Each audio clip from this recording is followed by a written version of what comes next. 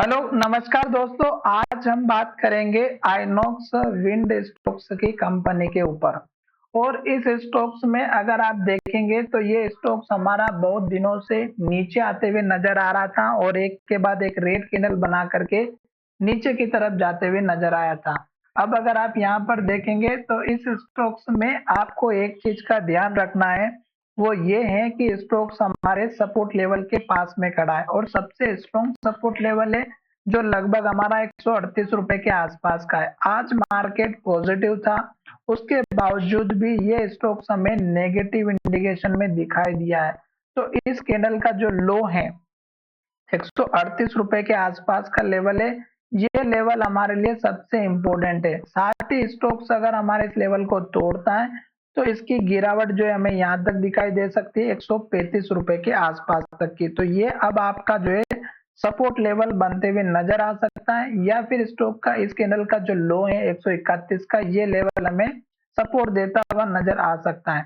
सबसे इम्पोर्टेंट बात, ये लास्ट का लो है और ये लास्ट का यहाँ पर हाई बना हुआ था इससे पहले, हाई बनने के पहले। तो ये जो हाई बना था ये हमारा इम्पोर्टेंट था, क्योंकि स्टॉक जब इस हाई के पास आया तो हाई ब्रेकआउट तो किया पर स्टॉक ने क्लोजिंग नीचे की तरफ दी और इन्वर्टेड हैमर बनाया और नेगेटिव इंडिकेशन दिया कि स्टॉक नीचे की तरफ जाएगा। तो इसलिए ये लास्ट का इम्पोर्टेंट था। और उसके बाद देखिएगा एक के बाद एक रेड कैंडल और लो बनते हुए स्टॉक यहाँ तक आया। अब स्टॉक का ये लेवल इसलिए इम्पोर्टेंट है कि अगर स्टॉक इस लेवल को तोड़ेगा तो और गिरावट दिखाई दे सकता है और फिर स्टॉक जब ऊपर की तरफ आएगा तो इस लेवल को ब्रेकआउट करने में प्रॉब्लम क्रिएट करेगा।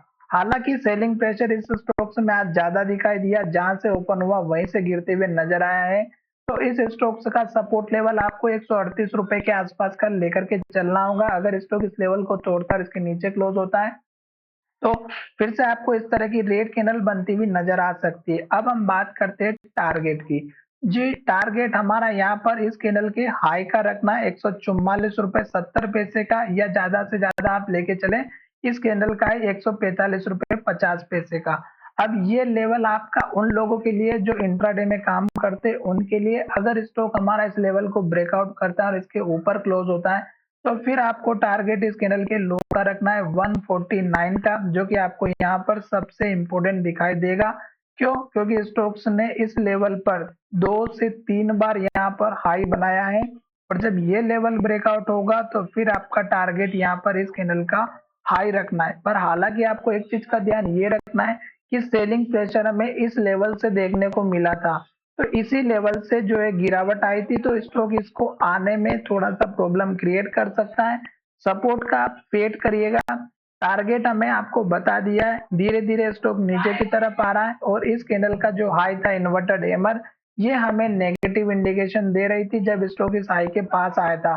तो आपको क्या करना है, जब भी स्टॉक्स में इस तरह की एक कैंडल बनती है तो आपको सतर्क हो जाना है। चलिए वीडियो को यहीं विराम करते हैं। धन्यवाद, मिलेंगे नए वीडियो।